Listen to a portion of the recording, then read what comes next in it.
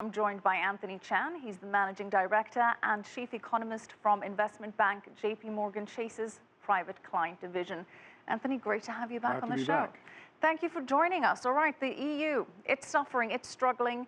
It's had about 18 months of growth, very anemic growth. And the ECB is meeting on January 22nd. Is this enough for Mario Draghi to go ahead with a QE-type stimulus program, a sovereign bond buying program? I think they have no other choice but to move in that direction. And the reason for that is this anemic growth is bad enough, but now they have something else in the mix, and that is the prospects of deflation. This is something that Mario Draghi has spoken about, and this is something that the European Central Bank chief economist has talked about. So with that as a backdrop, I think they have to move in that direction, and they will move in that direction on January 22nd. On January 22nd, they will decide, in your opinion, to buy sovereign bonds even before the Greek elections come into play on January 25th? I think for the reasons you've just given of all that political uncertainty that's in the mix, they may not put forward a big quantitative easing program, but they will do something limited, and they can actually ask the national central banks to actually buy rather than have the European Central Bank just go in there and buy all the countries, because there is some political uncertainty related to Greece. Does Mario Draghi, though, have the support from the other members of the ECB to push through a QE-type program? For example, Germany has shown resistance towards this idea. Absolutely. But one of the things that Mario Draghi has said very clearly, that he's given the hint that he can still move without the support of Germany. But one of the reasons why I think Germany is not going to have the absolute diehard opposition is you've seen the inflation numbers out of Germany. They're coming in a little bit lower. You've seen a lot of the economic data, even with the purchasing manager survey, that still show expansion. It's weak expansion. So given this entire backdrop, I think that there's going to be opposition, but I don't think it's going to contaminate the other members in the European Council. Investors are pretty much betting that the ECB will enact this quantitative easing type of program and will be buying sovereign bonds.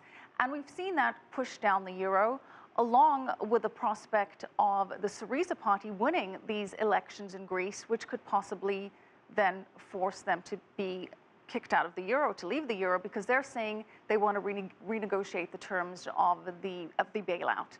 If they win, how do you see that playing out? Well, first of all, Syriza party has actually been losing some support. So we no longer see that big widespread support. But they're still in the lead in most polls. Still in the lead, and of course they get that extra bonus of 50 seats if they do win the election. But it's going to be a narrow lead. They'll have to form some sort of a coalition.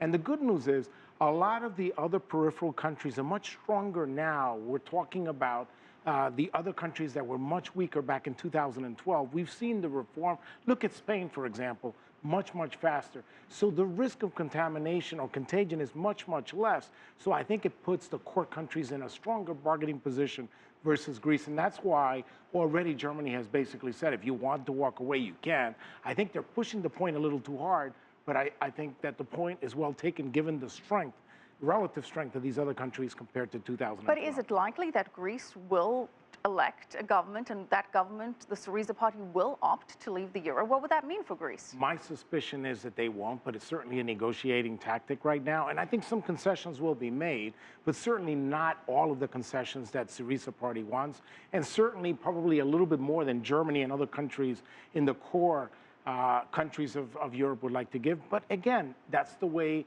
deals are made, by compromises. So you don't think that the current 19 members sharing the euro currency are in any danger because you think Greece is just using this as a ploy to get more leverage, more leeway with its negotiations of austerity measures? If I were to bet, I would say there's more than an 80% chance that Greece does not leave the Eurozone, and they will make some sort of a compromise and a negotiated solution so that things go smoothly, but some compromises will have to be made on both sides.